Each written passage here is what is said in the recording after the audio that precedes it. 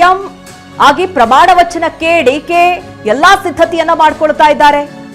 ಜ್ಯೋತಿಷಿ ಬಳಿ ಪ್ರಮಾಣ ವಚನದ ಮುಹೂರ್ತದ ಬಗ್ಗೆ ಕೂಡ ಚರ್ಚೆ ಆಗ್ತಾ ಇದೆ.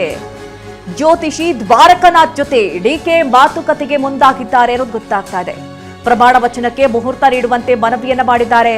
3 ಬೇರೆ ದಿನಾಂಕಗಳನ್ನ ನೀಡುವಂತೆ ಮನವಿಯನ್ನ ಮಾಡ್ಕೊಳ್ತಾ ಇದ್ದಾರೆ ಅನ್ನೋದು. ಈ ಬಗ್ಗೆ ಹೆಚ್ಚಿನ ಡೀಟೇಲ್ಸ್ ಅನ್ನ ನೀಡ್ತಾ ಇದ್ರು ನಮ್ಮ ಪ್ರತಿನಿಧಿ ಪ್ರಮೋದ್.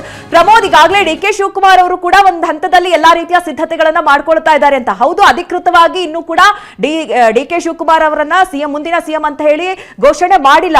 ಆದ್ರೂ ಕೂಡ ಇದು ಗೊತ್ತಾದಂತಹ ವಿಚಾರ ಅಂತಂದ್ರೆ ಈಗ ಡಿಕೆ ಅವರೇ ಮುಂದಿನ ಸಿಎಂ ಅನ್ನುವಂಥದ್ದು. ಹೀಗಾಗಿ ಅವರು ಟೈಮ್ ಕೂಡ ಫಿಕ್ಸ್ ಮಾಡ್ಕೊಳ್ತಾ ಇದ್ದಾರೆ ಬೇರೆ ದಿನಾಂಕದಲ್ಲಿ ಅಂತ.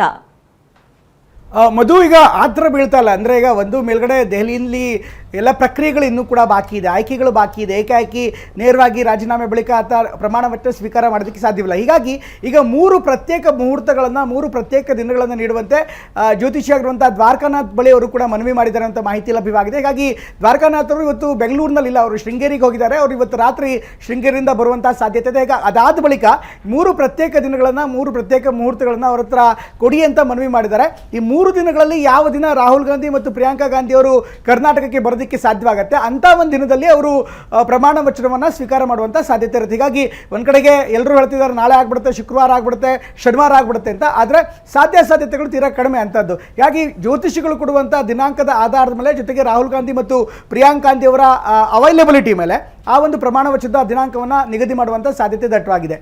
ಮಧು. ರೈಟ್, ಥ್ಯಾಂಕ್ ಯು ಪ್ರಮೋದ್ ಮಾಹಿತಿಗಾಗಿ.